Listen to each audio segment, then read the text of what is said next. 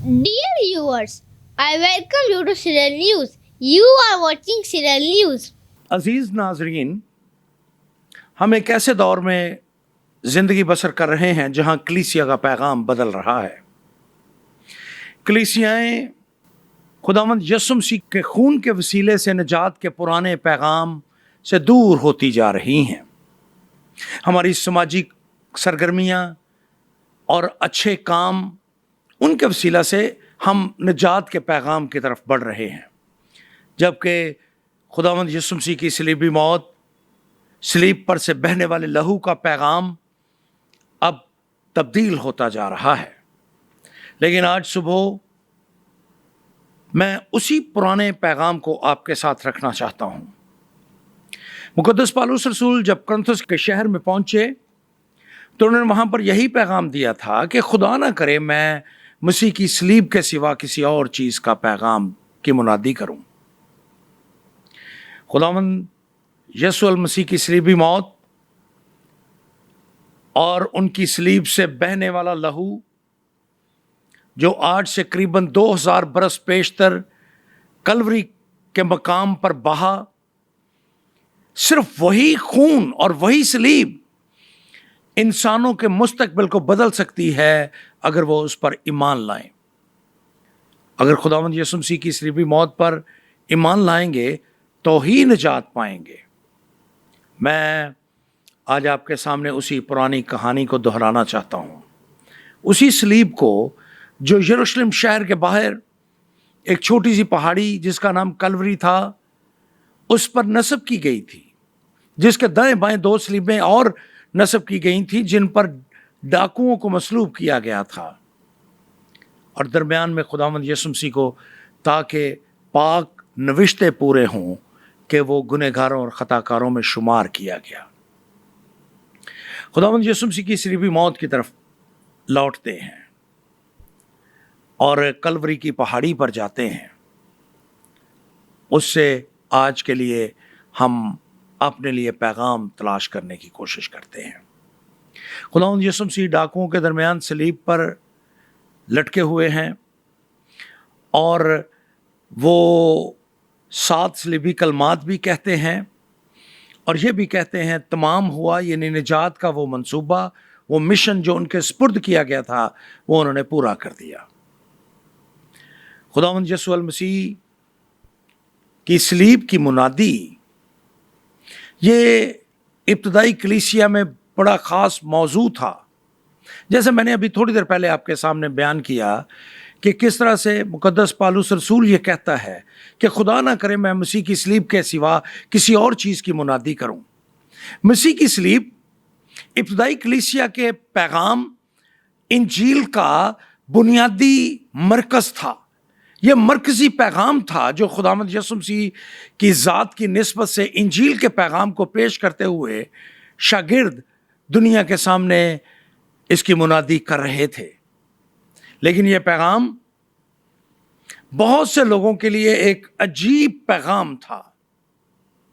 लोग ये तसव्वुर कर रहे थे कि निजात बख्शने के लिए या दुनिया को उनके गुनाहों से निजात देने के लिए क्यों किसी के लिए ये ज़रूरी है कि वो अपनी जान कुर्बान कर दे। ज़िंदगी को हासिल करने के लिए मौत का शिकार होना, ये उनके नज़दीक एक अजीब पैगाम था। मुक़द्दस पौलुस रसूल कुरिन्थुस की कलीसिया के नाम ख़त लिखते हुए उसके पहले बाब और उसकी 18वीं आयत में कहते हैं कि बहुतों के लिए ये बेवकूफ़ी है, जिसका मतलब है हमाकत। यहूदी ये तसव्वुर कर रहे थे कि ये हमाकत है कि मसीहा जो दावा कर रहा है कि वो मसीह है और वो दुनिया को निजात और ज़िंदगी देने के लिए आया है, वो सलीब पर अपनी जान कुर्बान कर रहा है। ज़िंदगी देने के लिए उसका मरना ज़रूरी नहीं था। लेकिन मेरी दानिश में ये यहूदी यशायाह नबी का सहीफ़ा उसका 53वां बाब फरामोश कर चुके थे, जहाँ पर आने वाले मसीहा की पेशीन गोई की थी कि किस तरह से वो अपनी जान सलीब पर कुर्बान करेगा। ये एक चौंका देने वाला पैगाम था।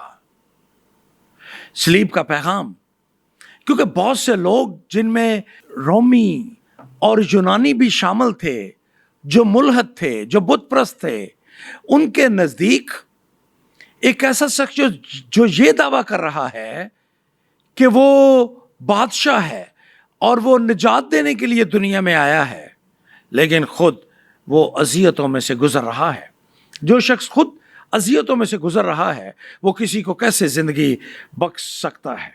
آپ خداوند یسوع مسیح کے درد اور اس کی تکلیف کا اندازہ کیجئے.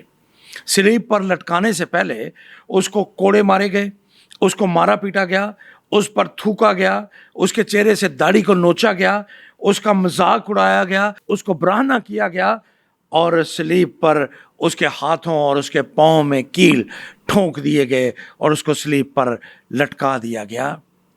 یہ تمام وہ سچائیاں ہیں جو خداوند یسوع مسیح کی ذات اور ان کی صلیبی موت کے ساتھ جڑی ہوئی ہیں. یہ ایک کڑوا پیالہ تھا جسے رضاکارانہ طور پر یسوع پی رہے تھے، لیکن یہودیوں کے لیے، یونانیوں کے لیے، رومیوں کے لیے یہ ایک حیرت انگیز پیغام تھا، چونکا دینے والا پیغام تھا کہ کیسے نجات دہندہ صلیبی موت کو برداشت کر رہا ہے. لیکن مسیحیوں کے نزدیک، ایمانداروں کے نزدیک ایک سادہ سا پیغام ہے. اس کو بہت زیادہ پیچیدہ بائبل میں بنا کر پیش نہیں کیا گیا، بلکہ یہ کہا گیا کہ خداوند یسوع مسیح نے اپنی کفارہ بخش موت کے وسیلے سے، اپنی صلیب کے وسیلہ سے دنیا کو نجات کا پیغام دیا. انہوں نے صلیبی موت کو برداشت کیا، اور اس لیے برداشت کیا میرے عزیزو، میں آپ کو واپس عدن میں لے جانا چاہتا ہوں. باغ عدن میں بائبل یہ بیان کرتی ہے کہ آدم اور حوا نے گناہ کیا. بہت دفعہ جب ہم لوگوں سے یہ سوال پوچھتے ہیں کہ آدم اور حوا نے کیا گناہ کیا تھا، تو ان کا عام طور پہ یہ جواب ہوتا ہے کہ انہوں نے پھل کھا لیا، انہوں نے نافرمانی کی. لیکن میرے نزدیک یہ کوئی اتنا سنگین جرم نہیں تھا پھل کھانا، کیونکہ کلام میں لکھا ہے کہ خداوند غمگین ہو گئے اور وہ ناراض ہو گئے، اور انہوں نے آدم اور حوا کو باغ عدن سے نکال باہر کیا. پھل کھانا کوئی اتنا بڑا جرم نہیں تھا. اس لیے میں سوچتا ہوں کہ اس کے ساتھ کوئی ایسی بات جڑی ہوئی ہے جو بہت سنگین تھی، اور خداوند نے اس کی سزا آدم اور حوا کو دی. اور اسی سنگین جرم کے نتیجے میں خدا نے اپنے بیٹے کو بھی دنیا میں بھیجنے کی بات کی. وہ سنگین بات کیا ہے؟ میری دانست میں آدم اور حوا نے محض پھل کھا کر خدا کی نافرمانی نہیں کی، بلکہ کلام یہ بیان کرتا ہے پیدائش کی کتاب کہ خدا نے ان کو اختیار دیا تھا. پیدائش کی کتاب اس کا پہلا باب پڑھیے، اس کی 26ویں، 27ویں اور 28ویں آیت پڑھیے. خدا نے ان کو اختیار دیا تھا، پوری کائنات پر اختیار دیا تھا. خدا نے ان کو جسم، جان اور روح بخشی تھی، جبکہ دنیا کی تمام دیگر مخلوقات کے پاس صرف جسم تھا اور جان تھی. لیکن آدم اور حوا کو خدا نے جسم، جان اور روح بھی بخشا تاکہ وہ ان کے ساتھ کمیونیکیشن کر سکے، تاکہ وہ ان کے ساتھ بات چیت کر سکے. آدم اور حوا نے وہ اختیار شیطان کو دے دیا. لوسیفر جو مقرب فرشتہ تھا، آسمان سے گرایا گیا تھا، آسمان پر سے اس کے سارے اختیارات سلب کر لیے گئے تھے، اور اب وہ چاہ رہا تھا کہ زمین پر، کائنات پر حکومت کرے. وہ چھین نہیں سکتا تھا آدم اور حوا سے وہ اختیار، اس لیے اس نے دھوکے سے وہ اختیار ان سے لے لیا. آپ نیو ٹیسٹمنٹ میں دیکھیے، عہد جدید میں لوکا کی انجیلی بیان اس کا 4 باب، جب خداوند یسوع مسیح کو شیطان آزماتا ہے، اس نے اس کو دنیا کی ساری شان و شوکت دکھائی اور کہا کہ اگر تو مجھے سجدہ کرے تو یہ سب کچھ میں تجھے دے دوں گا، کیونکہ اس کا اختیار مجھے دیا گیا ہے. وہاں پر وہ اس اختیار کی بات کرتا ہے جو اس نے آدم اور حوا سے دھوکے سے حاصل کیا تھا. خداوند یسوع مسیح نے اس کے اختیار کی تردید نہیں کی، بلکہ خداوند یسوع مسیح نے اس کو دنیا کا سردار کہا.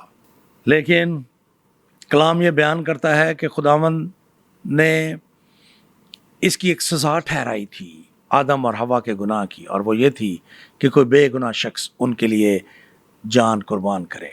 اب ہوا یہ کہ جب آدم اور حوا کو عدن سے نکالا گیا تو یہ گناہ موروثی طور پر آنے والی نسلوں میں منتقل ہوتا رہا، اس لیے اس کو توڑنا، اس زنجیر کو توڑنا بہت ضروری تھا۔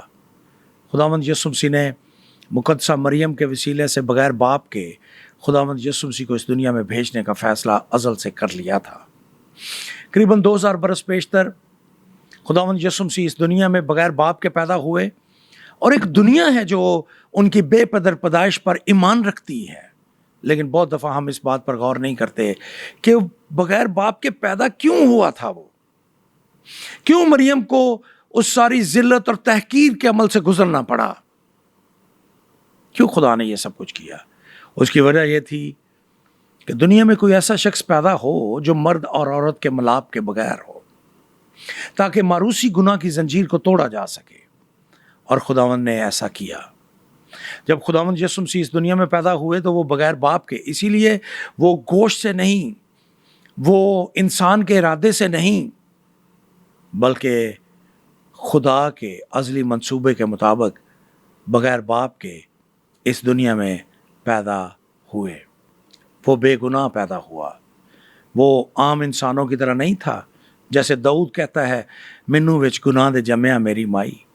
وہ گناہ کی حالت میں نہیں، بلکہ بغیر باپ کے، بغیر گناہ کے پیدا ہوا۔ اسی لیے اس کی قربانی، اس کا قربان ہونا بہت ضروری تھا انسان کو ان کے گناہوں سے نجات دینے کے لیے۔ بائبل یہ بیان کرتی ہے کہ خداوند یسوع مسیح نے صلیب پر اپنی جان قربان کی تاکہ وہ انسان کو ان کے گناہوں سے نجات دے سکے، تاکہ وہ ان کے لیے خون بہا سکے، کیونکہ کلام میں لکھا ہے کہ خون بہائے بغیر معافی نہیں ہے۔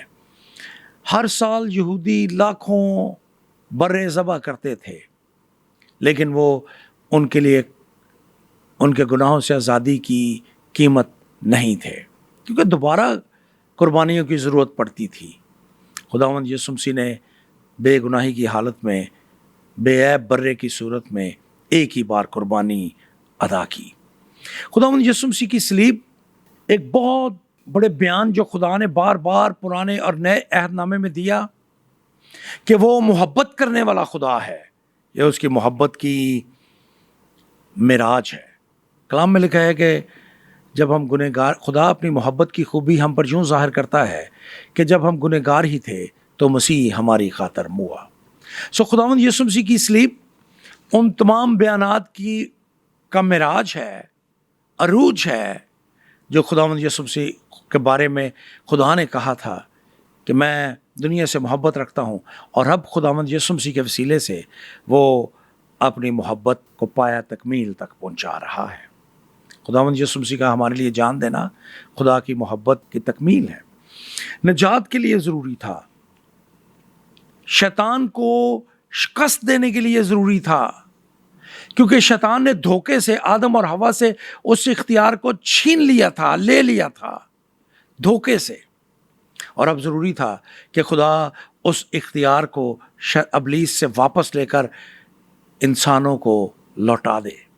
آئیے دیکھتے ہیں کہ صلیب پر کیا ہوا تھا، صلیب کی طاقت پر غور کرتے ہیں۔ خداوند یسوع مسیح نے جب صلیب پر اپنی جان قربان کی تو بائبل یہ بیان کرتی ہے کہ ایک بڑا عجیب واقعہ ہوا۔ جب باغ عدن میں آدم اور حوا نے گناہ کیا تھا تو ان کے گناہ، ان کی سزا اور اختیار کا آدم اور حوا سے شیطان کو منتقل ہو جانے کے بارے میں ایک دستاویز تیار کی گئی تھی۔ ہماری دنیا ایک عکس ہے۔ جو لوگ قانونی معاملات کو سمجھتے ہیں، جانتے ہیں، وہ سمجھتے ہیں کہ دستاویز کا کیا مفہوم ہے، دستاویز تیار کیوں کی جاتی ہے۔ لکھت پڑھت کی گئی باغ عدن میں اس گناہ کے بارے میں، لیکن جب خداوند یسوع مسیح نے صلیب پر اپنی جان قربان کی، انہوں نے ہمیں یہ پیغام دیا کہ ہم ایک دوسرے کو معاف کریں، ایک دوسرے سے محبت رکھیں، ایک دوسرے کے ساتھ اور خدا کے ساتھ وفادار رہیں، اور یہ پیغام بھی دیا کہ خدا نے نجات کے کام کو پورا کر دیا ہے، اور اس کے بعد انہوں نے کہا کہ اے باپ میں اپنی روح تیرے ہاتھوں میں سونپتا ہوں۔ جو ہی خداوند یسوع مسیح نے اپنی قربانی کو خدا کے ہاتھوں میں دیا، صلیب پر ایک عجیب کام ہوا۔ مقدس پالوس رسول کلوسیوں کے نام خط کے دوسرے باب میں بیان کرتے ہیں، وہ کہتا ہے کہ اور حکموں کی وہ دستاویز جو ہمارے نام پر اور ہمارے خلاف تھی، اس نے اس کو کیلوں پر جڑ کر سامنے سے ہٹا دیا۔ وہ دستاویز جو گنہگار انسان کے خلاف اور اس کے نام پر تھی، جس کو آدم اور حوا کے گناہ کے بعد آسمانی دنیا میں تیار کیا گیا تھا، جس کے نتیجے میں بے گناہ شخص کی قربانی اور اس کا خون بہانا لازم تھا، کیونکہ کفارے کا مطلب ہے ڈھانپنا، اور یہ صرف خون ڈھانپ سکتا تھا، خون بہائے بغیر معافی نہیں ہے۔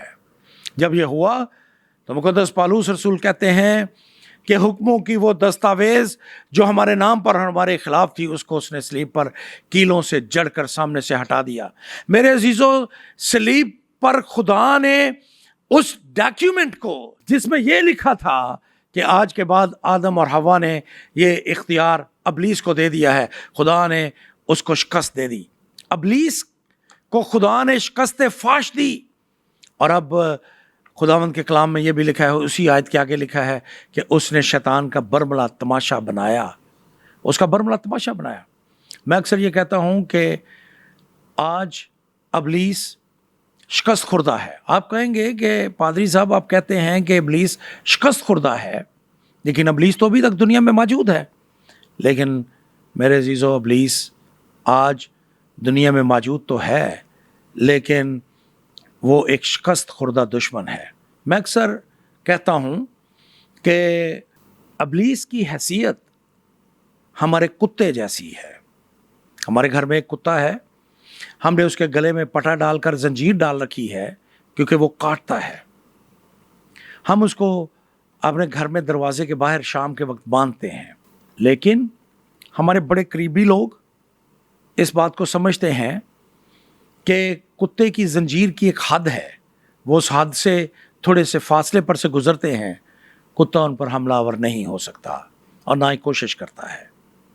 لیکن اگر کوئی شخص جان بوجھ کر اس زنجیر کی حد میں جائے گا تو پھر ہمارا کتا اسے کاٹے گا۔ اس لیے ابلیس کی حیثیت ہمارے کتے جیسی ہے، خدا نے اس کے گلے میں زنجیر ڈال رکھی ہے۔ اگر ہم اس کی حد میں داخل نہیں ہوں گے تو وہ ہمارا بال بھی بکا نہیں کر سکتا۔ خداوند نے کہا ہے کہ اس کا مقابلہ کرو، وہ تم سے بھاگ جائے گا۔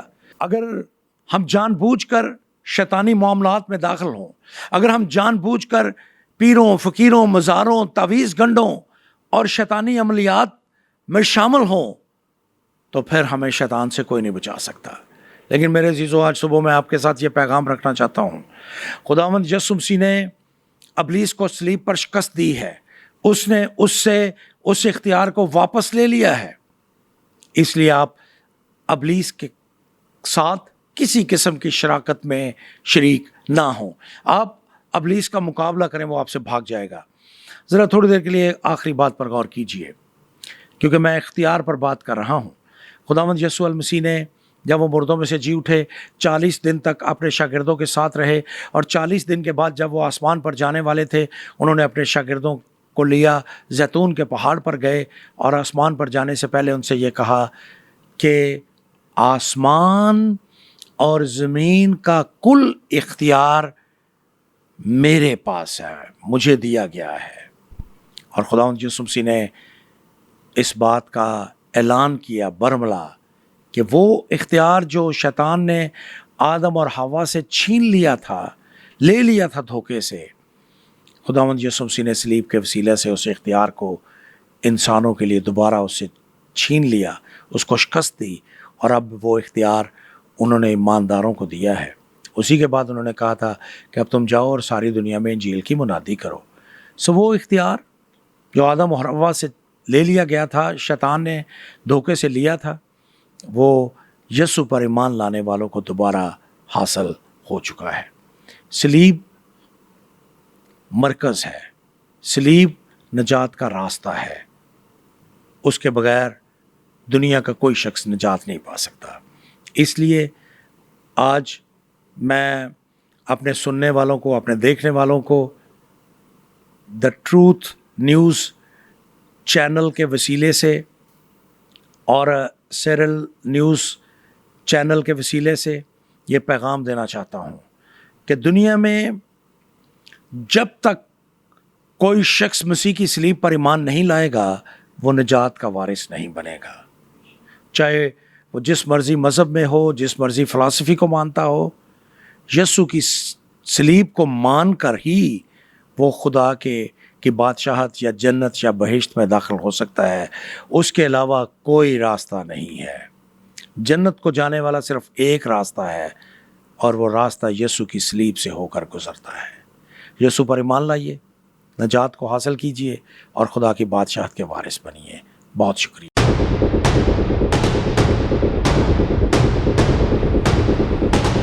Thank you for watching Serial News. Kindly like, subscribe, comment and share this with your family and friends. Thank you.